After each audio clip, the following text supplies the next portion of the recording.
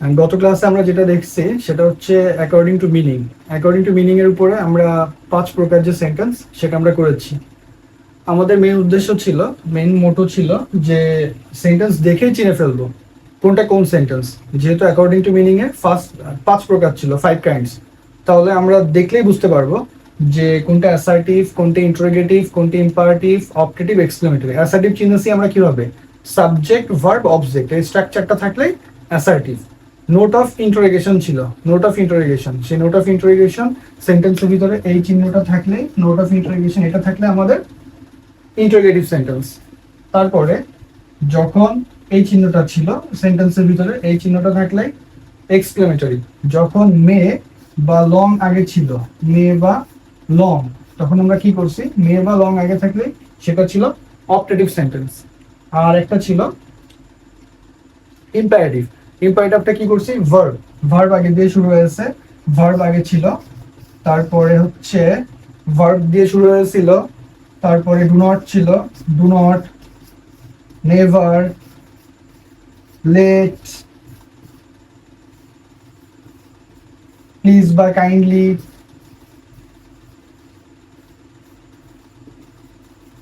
আর একটা ছিল অলওয়েজ। এই শব্দগুলো থাকলে আমরা চিনছি ইম্পারেটিভ সেন্টেন্স। অর্থাৎ একটা সেন্টেন্সের ভিতরে এই জিনিসগুলো থাকলে আমরা চিনতে পারবো কোনটা অ্যাসার্টিভ, কোনটা ইন্টারোগেটিভ, কোনটা ইম্পারেটিভ, কোনটা অপটেটিভ, আর কোনটা এক্সক্লেমেটরি। এখন যেটা করতে হবে সেটা হচ্ছে, আজকে আমরা যেটা করব সেটা হচ্ছে according to structure.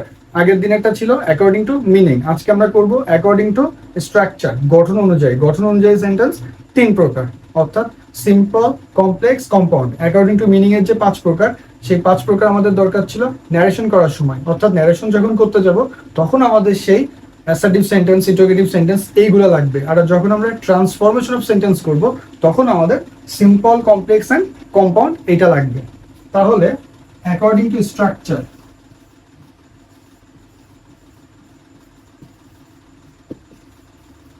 according to structure, এই যে according to structure, according to structure আমাদের সেন্টেন্স কত প্রকার, according to structure আমাদের সেন্টেন্স 3 প্রকার, সিম্পল, কমপ্লেক্স, কম্পাউন্ড।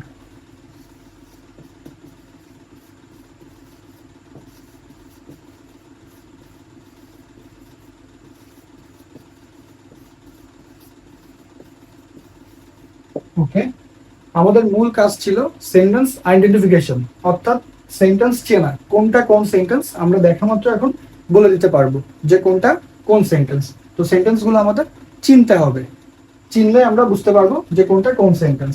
ওকে, সিম্পল, কমপ্লেক্স, কম্পাউন্ড। আমরা কম্পাউন্ড সেন্টেন্স চিনবো কি করে, কম্পাউন্ড সেন্টেন্স আমরা ফার্স্টে আলোচনা করি কম্পাউন্ড সেন্টেন্স নিয়ে। তাহলে কম্পাউন্ড সেন্টেন্স চেনার উপায় কি, কম্পাউন্ড সেন্টেন্স চেনার উপায় একদমই সহজ, একদমই সহজ। কম্পাউন্ড সেন্টেন্স চেনার উপায় জাস্ট একটা সূত্র আমাদের মনে রাখতে হবে কম্পাউন্ড সেন্টেন্স করার জন্য, সেটা হচ্ছে fan voice. Fan, fan voice, এই সূত্রটা আমাদের মনে রাখলে আমরা কম্পাউন্ড সেন্টেন্স বুঝতে পারবো ইজিলি। কম্পাউন্ড সেন্টেন্সটার জন্য এই একটা স্ট্রাকচার, ফ্যান ভয়েস। ফ্যান ভয়েসে এফ মানে হচ্ছে ফর, এ মানে হচ্ছে অ্যান্ড, এন হচ্ছে nor, B but, O or, Y yet, S so. এইখানে কম্পাউন্ড সেন্টেন্স চিনবো আমরা ফ্যান ভয়েস। এফ মানে ফর, এফ মানে ফর, এতে অ্যান্ড, অ্যান্ডও বলতে পারি, আরেকটা বলতে পারি আমরা বোথ অ্যান্ড, অ্যান্ড বা both dot dot and, and বা বোথ অ্যান্ড। ফ্যান অ্যান্ড বলবো আমরা, বোথ অ্যান্ড দুইটা মানে প্রকাশ করে এফ এ।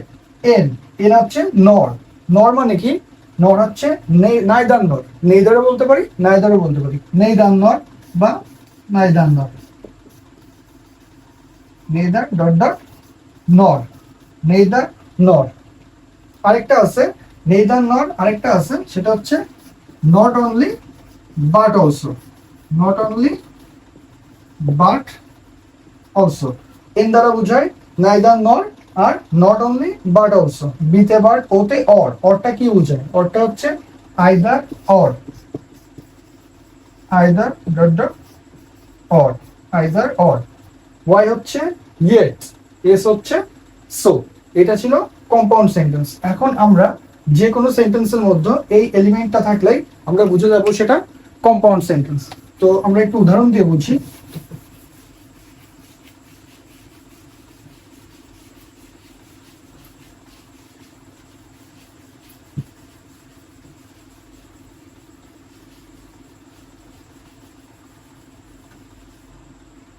আমরা যদি এটা করি,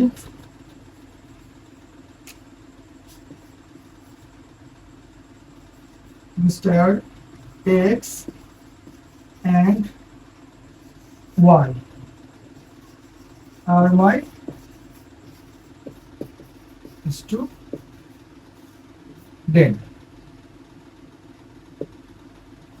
Mr. X and Mr. Y and আছে, and এটা দেখে আমরা চিনছি কি এটা compound sentence. Do or die, or ছিল, অর অর দেখে কি করছি compound sentence. Not only Shakil but also Rina is present. Not only but also, এটা দেখে চিনছি কি কম্পাউন্ড সেন্টেন্স।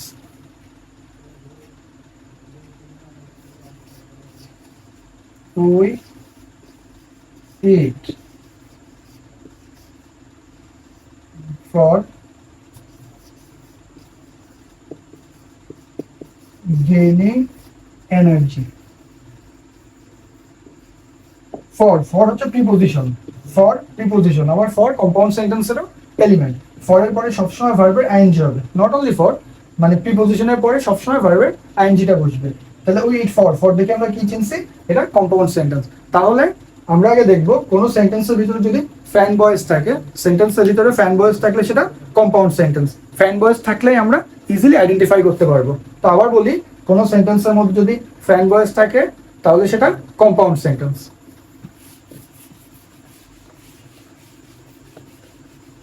ওকে, এবার আমরা যেটা আলোচনা করব সেটা হচ্ছে সিম্পল সেন্টেন্স। এবার আমরা আলোচনা করব about simple sentence.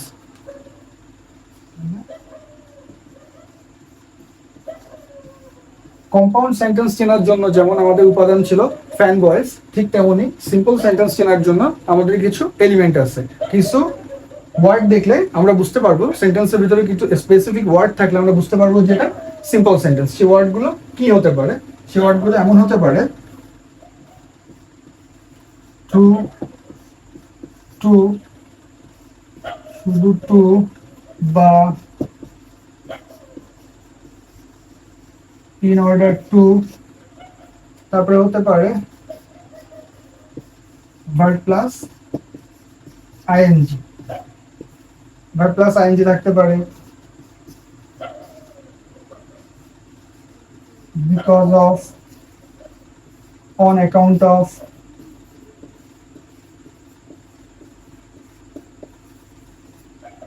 owing to,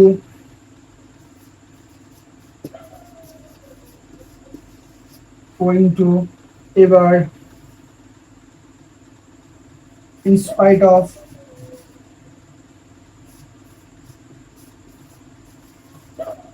despite, তারপরে by, without, by, without, by without preposition, এরপরে সবসময় ভার্বের আইএনজি বসবে। তাহলে বাই প্লাস ভার্বের আইএনজি, তাহলে শুধু লিখি by plus ING, without plus ING. আমরা গত ক্লাসে আলোচনা করছিলাম কোনো কিছু শেষে আইএনজি থাকলে সেটাকে আমরা জিরান্ডও বলতে পারি, প্রেজেন্ট পার্টিসিপলও বলতে পারি। জিরান্ড, প্রেজেন্ট পার্টিসিপল, যেহেতু ছোটবেলা থেকে আমরা জিরান্ড আমরা শুনে শুনে অভ্যস্ত, আমরা জিরান্ড বলবো ম্যাক্সিমাম ক্ষেত্রে। কিন্তু প্রেজেন্ট পার্টিসিপলও হয়। জিরান্ড আর প্রেজেন্ট পার্টিসিপল সূক্ষ্ম একটা পার্থক্য আছে। জিরান্ড সবসময় নাউনের কাজ করে, প্রেজেন্ট পার্টিসিপল অ্যাডজেক্টিভের কাজ করে। সেন্টেন্স যখন আমরা করব, সেন্টেন্সের ভিতরে আমরা যখনই এই এলিমেন্টগুলো দেখব, অর্থাৎ সেন্টেন্সের ভিতরে এই জিনিসগুলো থাকলে আমরা তখন বুঝবো এটা সিম্পল সেন্টেন্স। সিম্পল সেন্টেন্সের উপাদান এইগুলো। যখনই এর যে কোনো একটা থাকবে সেন্টেন্সের ভিতরে, তখনই সেটা হয়ে যাবে সিম্পল সেন্টেন্স। উদাহরণ দিয়ে আমরা একটু বুঝি।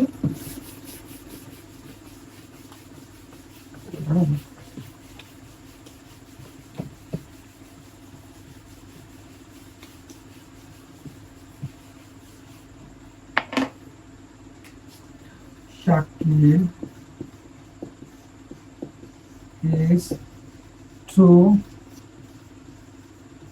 weak to walk.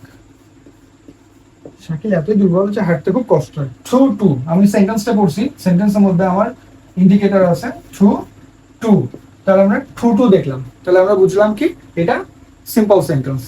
Okay,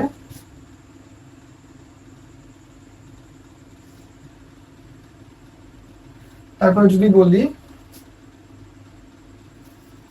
we read to make a good result, আমরা পড়ি to make a good result. To কোন সেন্টেন্স? Simple sentence. তারপর যদি আমরা দেখি বিকজ অফ,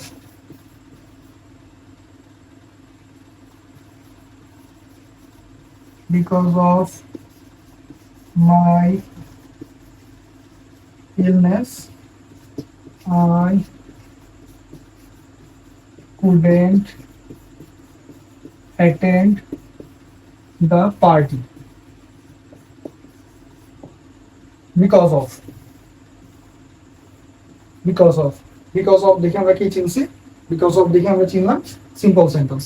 তাহলে আমরা যেটা বলছিলাম যে কি ইন্ডিকেটর গুলো দিছিলাম আমরা, সেই কি ইন্ডিকেটর গুলো দেখে প্রত্যেকটা দেখে আমরা চিনবো ওই শব্দগুলো, যে শব্দগুলো এখানে দিয়েছি সেই শব্দগুলো থাকলে আমরা বুঝবো এগুলো সিম্পল সেন্টেন্স। বাই বাই বা উইথাউট, এরপরে সবসময় ভার্বের আইএনজি বসবে।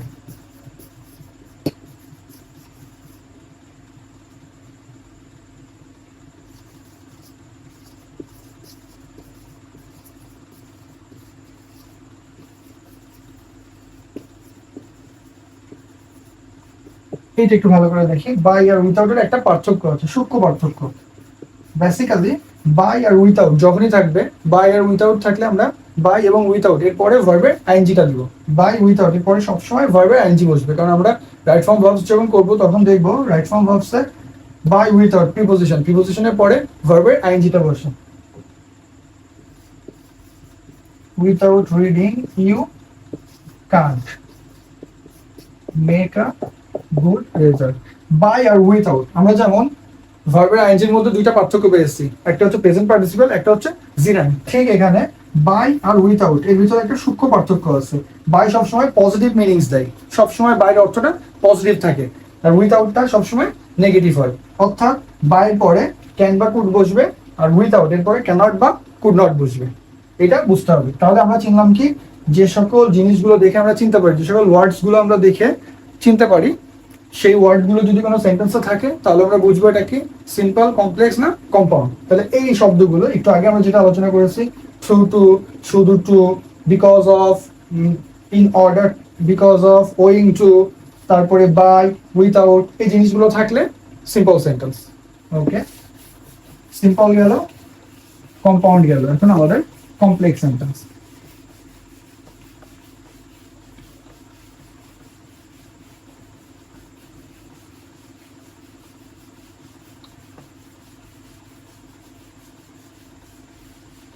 Okay, complex sentence.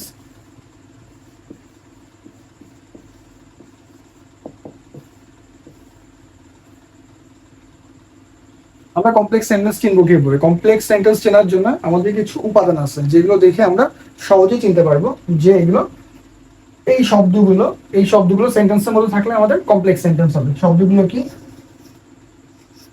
So that বা in order that.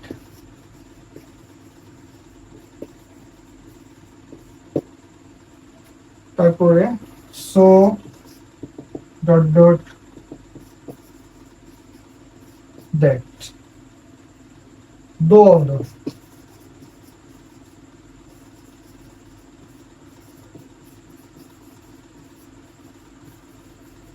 Though order. তারপরে আছে as since when because,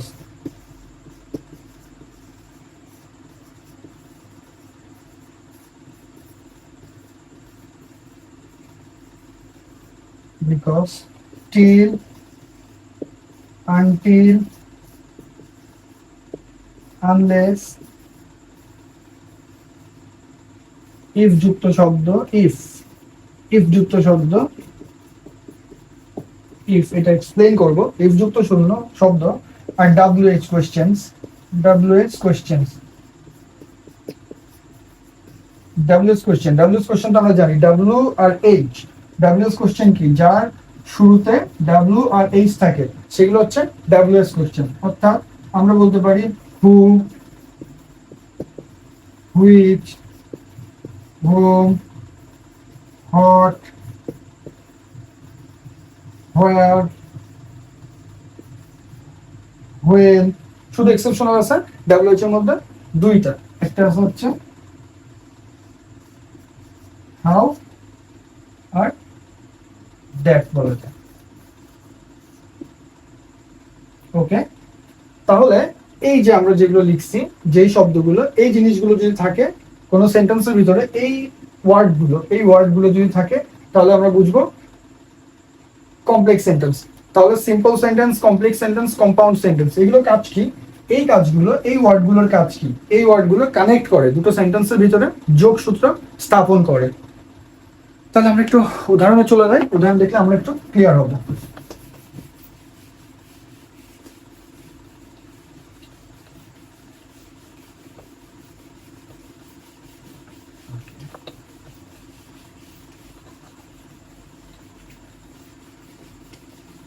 okay,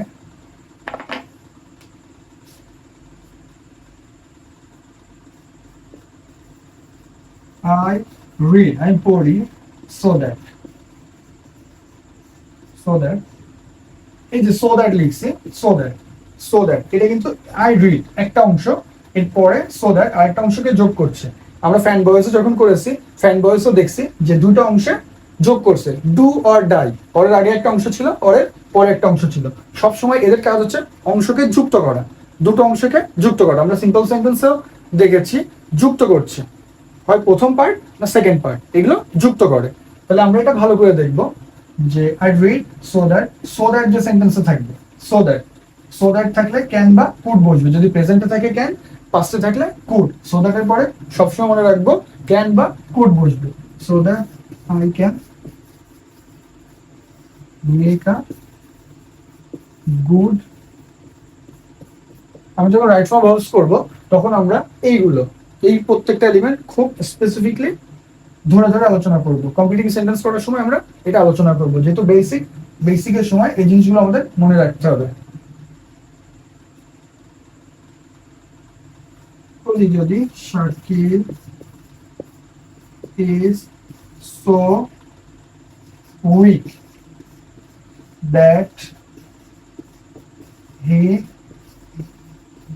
can't work properly,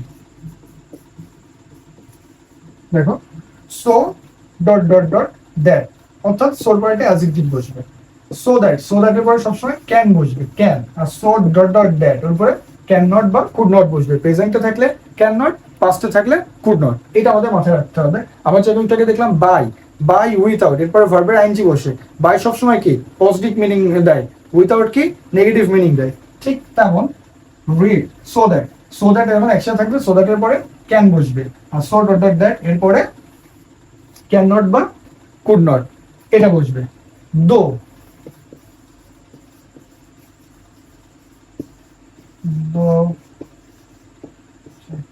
is or Shakil is honest. এই যে দো, দো দেখছি, দো দো দেখে আমি কি চিনলাম, এটা হচ্ছে কমপ্লেক্স সেন্টেন্স। এবার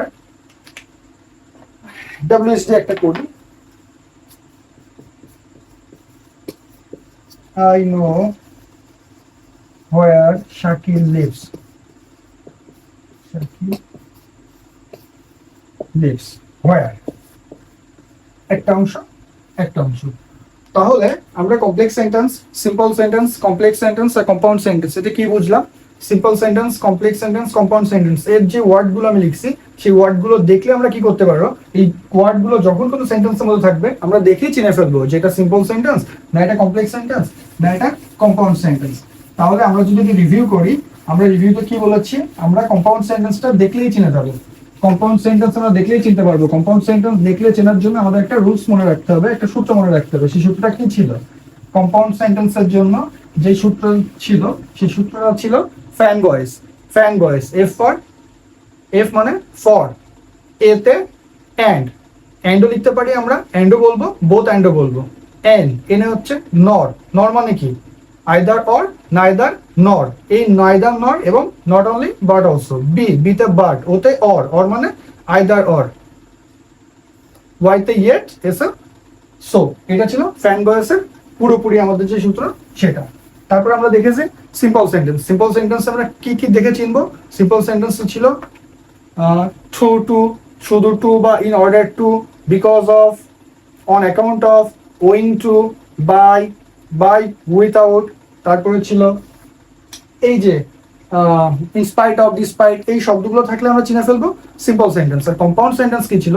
কম্পাউন্ড সেন্টেন্স ছিল আমাদের কম্পাউন্ড সেন্টেন্স ছিল সো দ্যাট, সো দ্যাটের পরে সবসময় কি বসবে? সো দ্যাটের পরে ক্যান বসবে। So dot dot that, so dot dot দ্যাটের পরে বসবে ক্যান নট বা কুড নট। যদি প্রেজেন্ট টেন্সে থাকে ক্যান নট, পাস্ট টেন্সে থাকলে কুড নট। তারপরে আমাদের ছিল অ্যাজ সিন, হোয়েন, বিকজ। এটা শব্দের মাঝখানেও থাকতে পারে, শব্দের শুরুতে থাকতে পারে। অ্যাজ সিন, হোয়েন, বিকজ, এগুলো দিয়ে শব্দ গঠন হবে। এগুলো যখন শব্দের মধ্যে থাকবে তখন আমরা বুঝে ফেলবো। বিকজ, বিকজ থাকলে কমপ্লেক্স সেন্টেন্স। আবার বিকজ অফ, বিকজ অফ থাকলে কিন্তু আবার সেটা সিম্পল সেন্টেন্স। ঠিক আছে, এবার আমরা তো দেখে চিনবো, তাহলে আমরা জাস্ট একটু 5 মিনিটস রিভিউ করি। আমরা যখন সেন্টেন্স করেছি আমাদের সেন্টেন্সের দুইটা কাইন্ডস ছিল, দুইটা পার্টস ছিল। একটা ছিল অ্যাকর্ডিং টু মিনিং, একটা ছিল অ্যাকর্ডিং টু স্ট্রাকচার। তাহলে আমরা অ্যাকর্ডিং টু মিনিং যেটা শিখেছি, অ্যাকর্ডিং টু মিনিং আমরা করেছি সেন্টেন্স 5 রকম: assertive, interrogative, imperative, operative, exclamatory. আর অ্যাকর্ডিং টু স্ট্রাকচার আমরা করেছি 3 কাইন্ড: সিম্পল, কমপ্লেক্স আর কম্পাউন্ড। এখন আমরা যদি কয়েকটা উদাহরণ দিই তাহলে আমরা বুঝতে পারবো যে ফাইনালি আমরা কি শিখেছি। এই উদাহরণটা আমরা দেখি। What a brave, what a brave man Shakil is. Note of exclamation. এই যে আমি একটা সেন্টেন্স লিখছি, লেখার পরে আমি এই চিহ্নটা দিচ্ছি, তাহলে এই চিহ্নটা দেখে আমি কি বুঝবো এটা কোন সেন্টেন্স? এটা হচ্ছে এক্সক্লামেটরি সেন্টেন্স। এই চিহ্নটা দেখে আমি বুঝে গেছি এটা কোন সেন্টেন্স, এটা exclamatory sentence. Though he is poor, he is honest. এই শব্দ লিখছি দো, দো আমরা একটু আগেই পড়েছি। দো, অলদো, এগুলো থাকলে কি sentence? Complex sentence. Though, although থাকলে কমপ্লেক্স সেন্টেন্স। তারপর আরেকটা করেছি ডু অর ডাই। অর কোন sentence?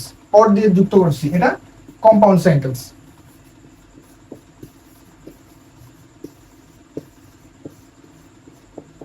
I am Shakil, subject, verb, object, কোন sentence? Assertive sentence.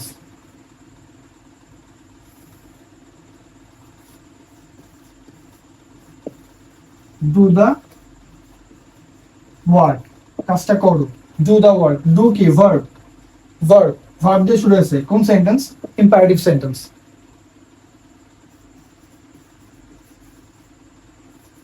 May you live long, may দিয়ে শুরু হয়েছে। কোন সেন্টেন্স?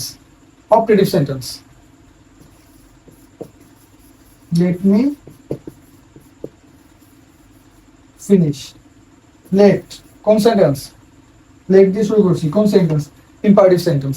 তো আমরা যেটা করলাম, সেন্টেন্সটা আমরা যখন আমাদের মূল উদ্দেশ্য ছিল সেন্টেন্সের, যে আমরা সেন্টেন্সটা দেখলে আগে চিনতে পারবো যে এটা কোন সেন্টেন্স। আমাদের অ্যাকর্ডিং টু মিনিং, যেটা অ্যাকর্ডিং টু মিনিং আমাদের লাগবে ন্যারেশন করতে, অ্যাকর্ডিং টু স্ট্রাকচার লাগবে আমাদের ট্রান্সফরমেশন অফ সেন্টেন্স করতে। এই যে আমরা অ্যাকর্ডিং অ্যাসার্টিভ সেন্টেন্স করেছি, অ্যাকর্ডিং অ্যাসার্টিভ সেন্টেন্সে দুটো ভাগ ছিল, সেটা ছিল অ্যাফার্মেটিভ আর নেগেটিভ। ওইটা আমরা এখানে আলোচনা করিনি, কারণ ওইটা আলোচনা করবো ট্রান্সফরমেশন অফ সেন্টেন্সে গিয়ে।